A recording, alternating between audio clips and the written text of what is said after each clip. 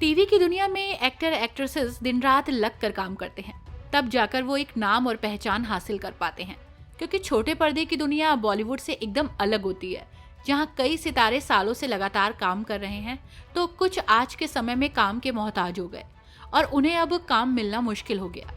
तो कुछ ऐसा ही हाल एक वक्त पर टीवी की मशहूर एक्ट्रेस रही दिव्यांका त्रिपाठी का भी हो गया है। आखिर टीवी इंडस्ट्री में इशिता के नाम से घर घर में जानी गई दिव्यांका के पास आज के समय में कोई काम जो नहीं है।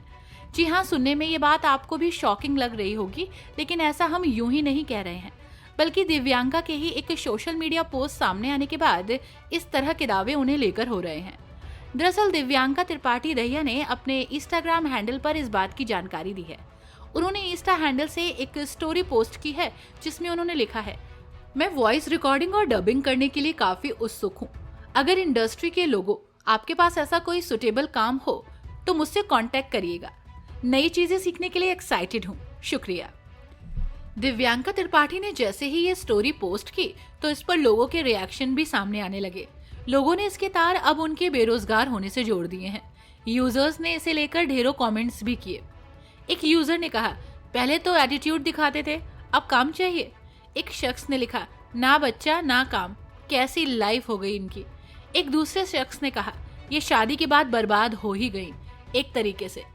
एक ने ये भी कमेंट किया, ऐड के भरोसे कमाई हो रही इनकी, वरना तो बेरोजगार ही समझो।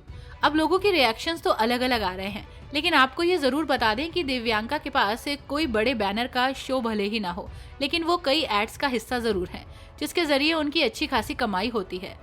दिव्यांका त्रिपाठी के करियर की बात करें तो भोपाल में जन्मी दिव्यांका की फैमिली का बैकग्राउंड इंडस्ट्री से जुड़ा नहीं रहा।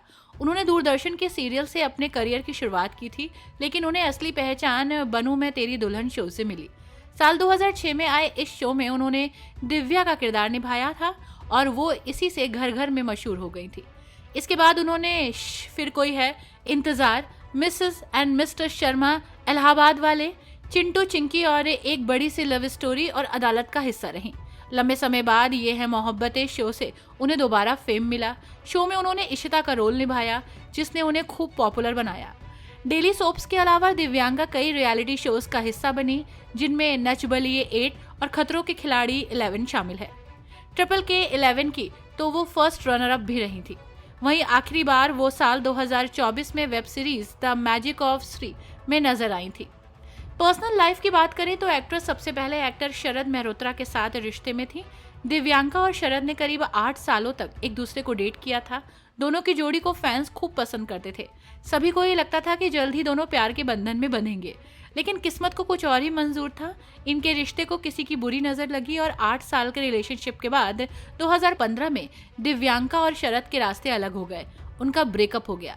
दोनों के अलग होने के बाद ये बात सामने आई थी कि शरद दिव्यांका को धोखा दे रहे हैं। शरद से ब्रेकअप के बाद दिव्यांका पूरी तरह टूट चुकी थी। वो अंधविश्वास में जीने लगी थी।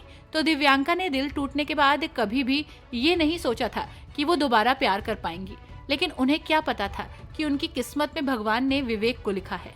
शरद से ब्रेकअप के बाद दिव्यांका की मुलाकात विवेक दहिया से हुई। ये है मोहब्बतें के सेट पर दोनों मिले थे।